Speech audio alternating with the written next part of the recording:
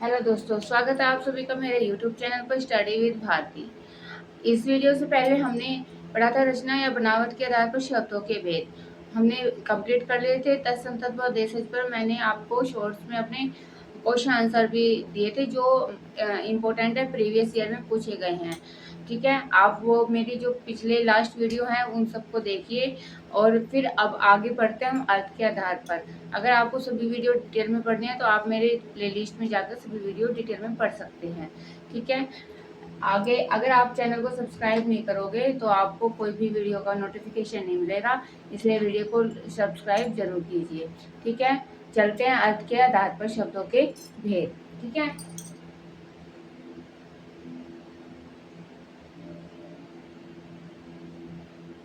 अर्थ के आधार पर शब्दों के भेद।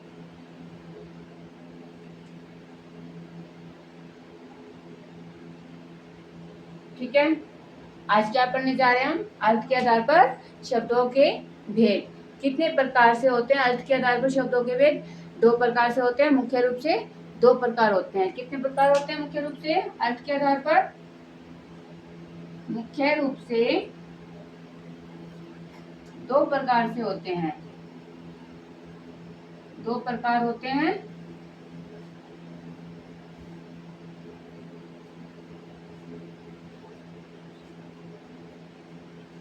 कौन कौन से होते हैं दो प्रकार से? एक सार्थक शब्द, एक निरर्थक शब्द। कौन कौन से होते हैं दो? एक सार्थक शब्द,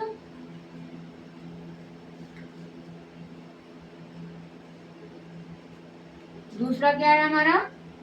निरर्थक शब्द। ठीक है, दूसरा क्या है हमारा? निरर्थक शब्द। पहले हम सार्थक शब्द को पढ़ेंगे फिर निरर्थक शब्द को पढ़ेंगे। ठीक है, सार्थक शब्द क्या होता है हमारा? सार्थक शब्द की परिभाषा,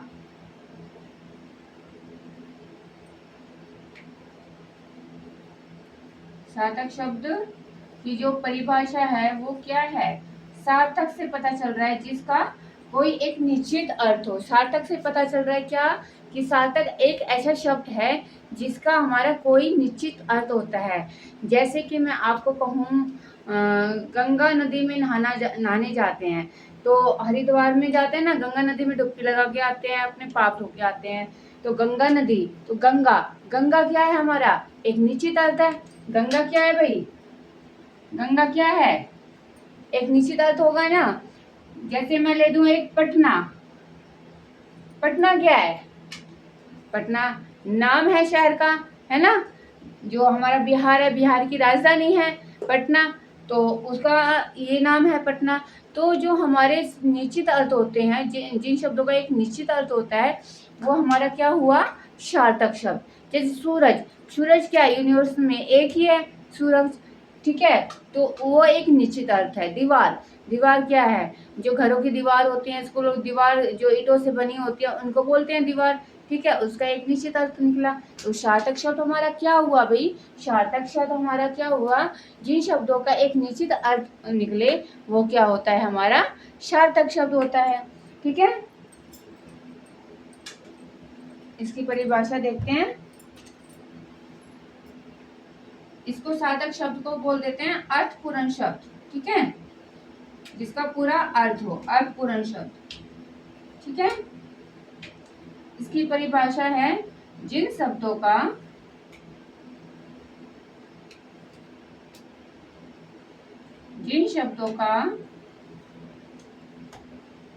कोई न कोई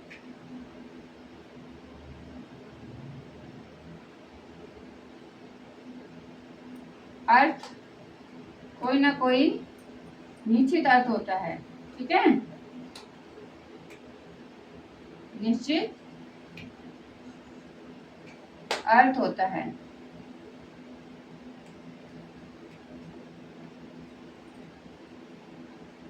जैसे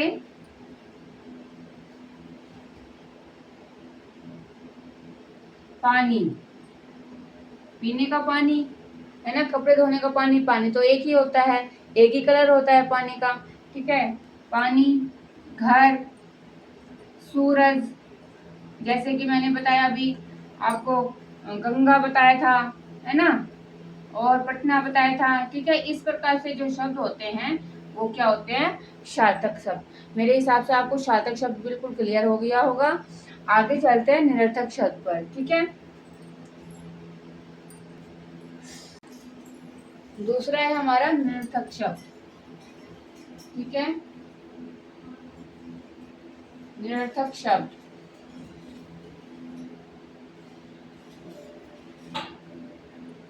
जिन शब्दों का अपना कोई अर्थ नहीं होता। ठीक है, जिन शब्दों का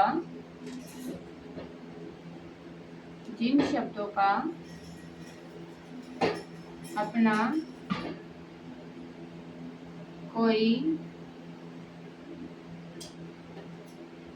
अर्थ नहीं होता।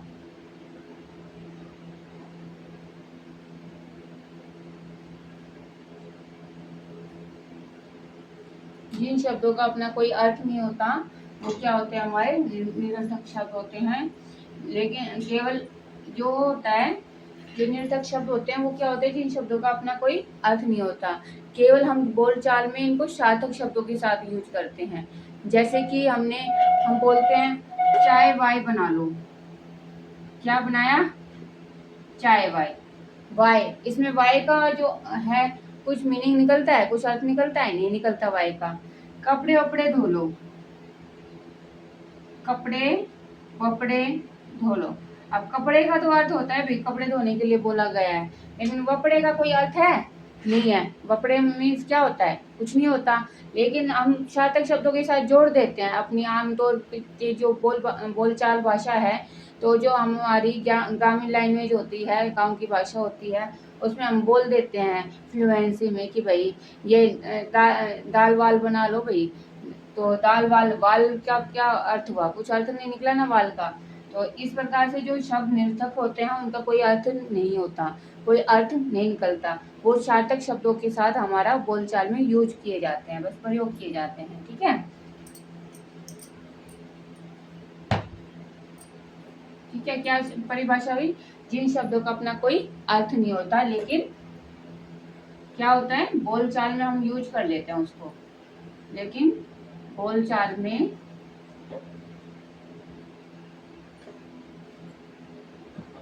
सार्थक शब्दों के साथ प्रयोग कर लेते हैं उनका, सार्थक शब्दों के साथ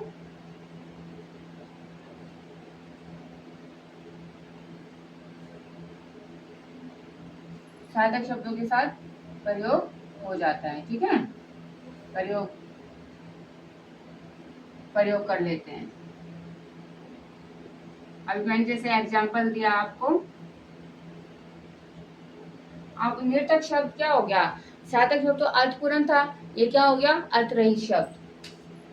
निरर्थक शब्द क्या हो गया भाई, अर्थ रहित। ठीक है, अर्थ रहित शब्द। ठीक है, इसको अर्थ रहित शब्द भी बोल देते हैं। अब जैसे हम उदाहरण लेते हैं इसका, उदाहरण ले भाई, दाल वाल बना लो। दाल वाल, रोटी वोटी खाई हमने, है ना, सबने खा ली वो रोटी वोटी। वोटी क्या होता है भाई, वोटी कुछ होता है, नहीं होता वोटी। वाल वो होता है कुछ, नहीं होता वाल। ठीक है, वाल कुछ नहीं होता, वोटी कुछ नहीं होता। कपड़े वपड़े, कपड़े होता है, कपड़े नहीं होता ना, कपड़े कुछ भी। तो मैं यही आपको बता रही हूँ कि बाल बोटी वपड़े ये शब्द क्या है, आपके निरर्थक शब्द हैं। ठीक है, अब इसके बाद हम सार्थक शब्दों के भेद करते हैं। जो सार्थक शब्दों के भेद होते हैं हमारे,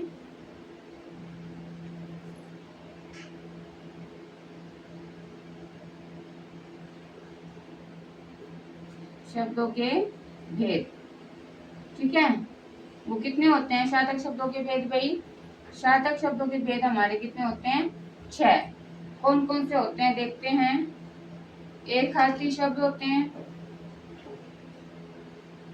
एक अर्थी शब्द, ठीक है, दूसरा होता है हमारा अनेकार्थी शब्द, अनेकार्थी शब्द। तीसरा क्या होता है हमारा पर्यायवाची,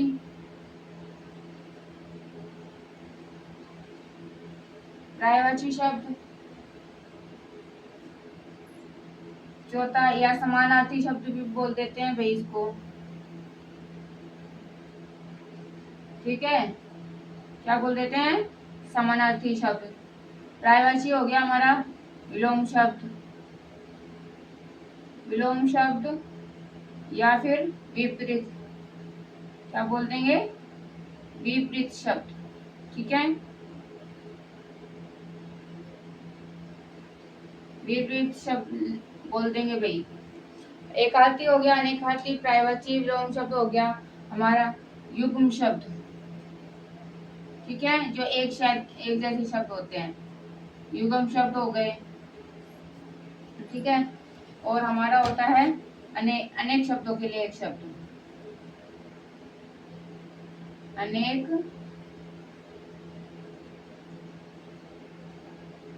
शब्दों के लिए एक शब्द,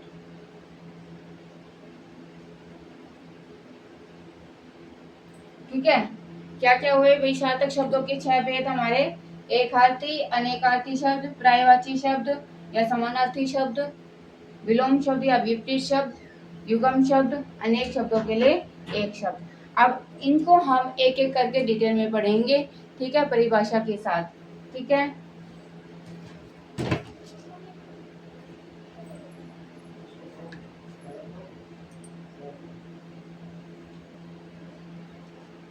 सबसे पहले चलते हैं भाई एकार्थी शब्द पर।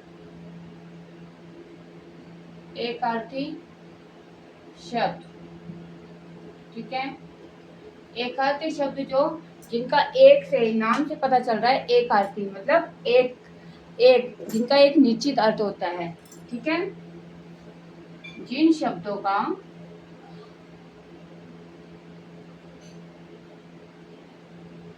एक क्या होता है भाई, निश्चित अर्थ, ठीक है, जो हमने सार्थक शब्द में पढ़ा था, जिन शब्दों का एक निश्चित अर्थ होता है,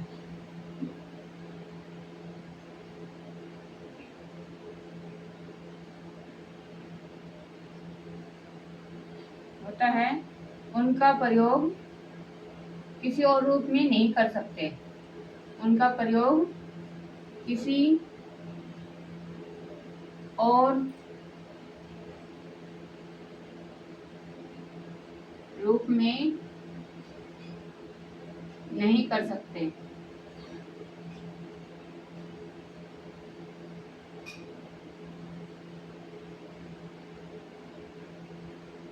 ठीक है।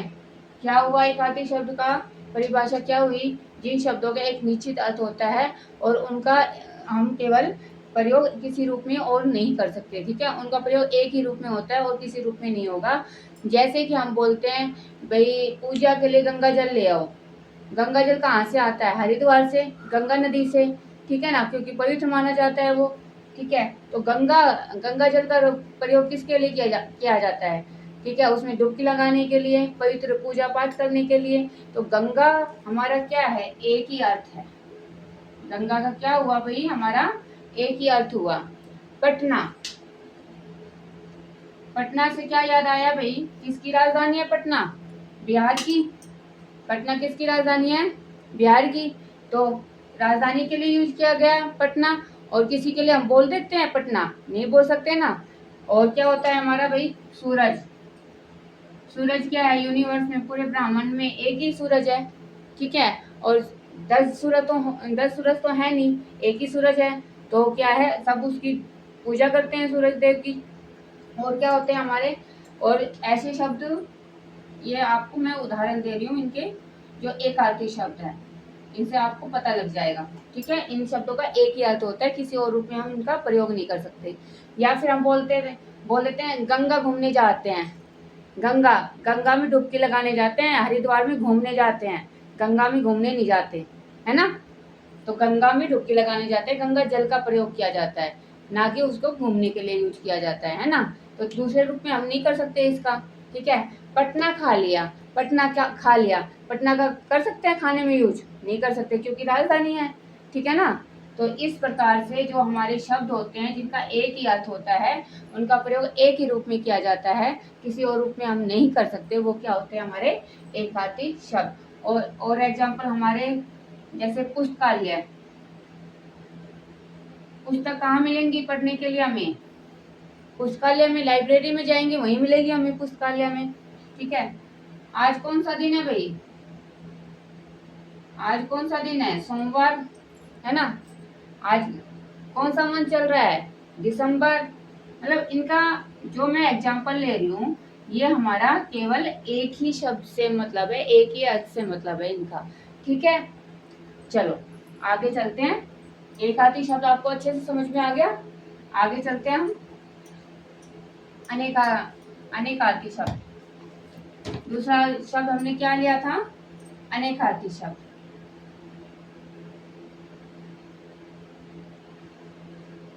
अनेकार्थी शब्द लिया था भाई जिन शब्दों का एक से ज्यादा अर्थ होता है, ठीक है। एक आरती में एक आया, एक आरती में क्या आया? एक से पता चल रहा है। ये शॉर्ट ट्रिक है, नाम से पता चल रहा है भाई। ट्रिक क्या है? एक, मतलब एक ही अर्थ होता है। अनेक आरती, नाम से पता चल रहा है अनेक, बहुत सारे अर्थ निकलेंगे एक शब्द के, क्या निकलेंगे? बहुत सारे अर्थ निकलेंगे, ठीक है। जिन शब्दों का क्या परिभाषा हुई इसकी? नोट करो भाई, जल्दी जल्दी नोट कर लो। जिन शब्दों के एक से ज्यादा अर्थ होते हैं, ठीक है। अब मैं यहाँ एग्जांपल लेती हूँ, कोई उदाहरण लिया मैंने, जैसे भाई मैंने अपने कानों में कनक पहना हुआ है, दिख रहा है आपको? कनक पहना हुआ है। कनक क्या है? यहाँ कनक से मतलब क्या हुआ भाई? सोना। कनक से मतलब क्या हुआ यहाँ पे? सोना। इस साल किसान की कनक अच्छी हुई है, ठीक है। कनक अच्छी हुई है, कनक की जो फसल है वो अच्छी हुई है। तो कनक का मतलब क्या हुआ? किसान। कनक यहाँ पे क्या यूज हुआ? गेहूं। कनक का मतलब क्या हुआ भाई? गेहूं, ठीक है। एक तो कनक मैंने पहन लिया, एक किसान ने उगा लिया खेतों में गेहूं, ठीक है। तो ये क्या हो गया हमारा? एक क्या होता है? धतूरा, ठीक है। तो कनक के कितने मीनिंग निकले भाई? सोना, गेहूं, धतूरा, ठीक है। और एग्जांपल लेते हैं हम इसके।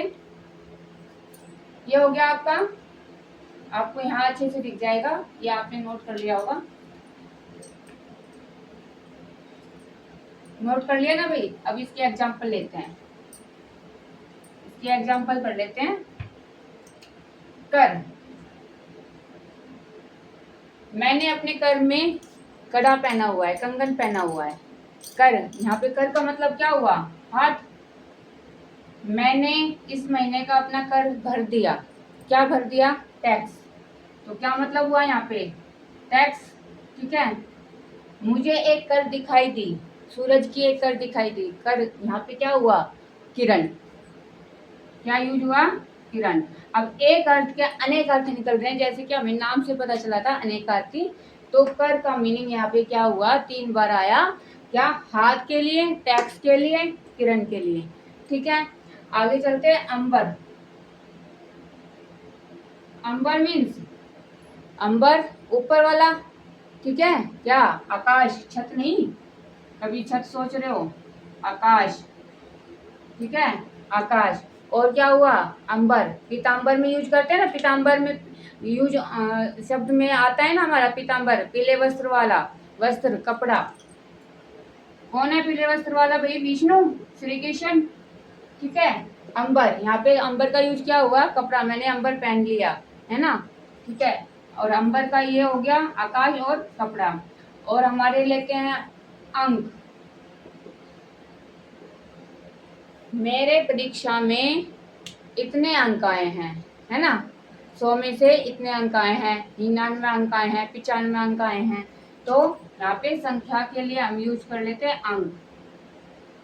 मुझे अपनी माँ की अंक में बैठना है।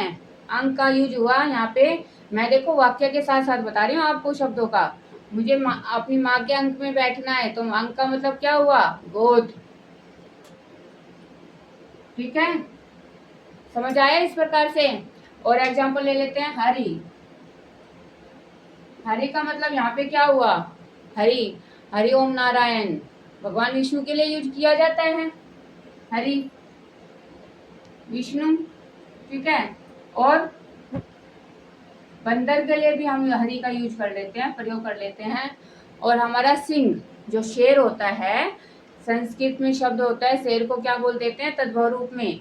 तद्भव रूप क्या होता है भाई? सिंह का। शेर का सिंह होता है ना संस्कृत में, सिंह। ठीक है। और क्या होता है? सांप। इनके लिए हमारा यूज किया जाता है हरि शब्द। तो हरि का अलग अलग अर्थ क्या निकला? विष्णु, बंदर, सिंह, सांप। ठीक है। और हमारा घर, घर के लिए यूज कर लेते हैं घट। घट क्या होता है? घड़ा। ठीक है, पानी वाला घड़ा। और क्या होता है? कम होना।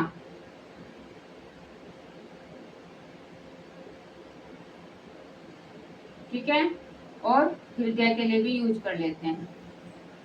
घट का प्रयोग हमारा घड़ा, पानी पीने वाला, कम होना। ठीक है, घटाना। इसमें से 4 में से 2 घटा दो, कितने बचे हमारे पास? कम कर दिए 2। हृदय, दिल के लिए यूज किया जाता है हमारा घट का। काल। काल एक तो होता है हमारा भी समय। ठीक है। और क्या होता है? इसका काल आ गया, मतलब मृत्यु आ गई है ना? मृत्यु के लिए यूज करते हैं। और यमराज के लिए भी काल का प्रयोग कर लेते हैं। आया समझ में? मैंने बहुत सारे एग्जाम्पल ले दिए आपके, जो अनेकार्थी शब्द थे उनका, और एकार्थी शब्दों के भी मैंने बहुत सारे एग्जाम्पल लिए थे। मेरे हिसाब से आपको अच्छे से समझ में आया होगा। ठीक है, अगली वीडियो में हम पर्यायवाची विलोम शब्द करेंगे। अगर आपको इसमें से कुछ भी समझ में ना आया हो तो कमेंट करके बताना, और मेरी वीडियो को डिटेल में देखने के लिए लाइक और सब्सक्राइब करना ना भूलें। ठीक है, चलते हैं।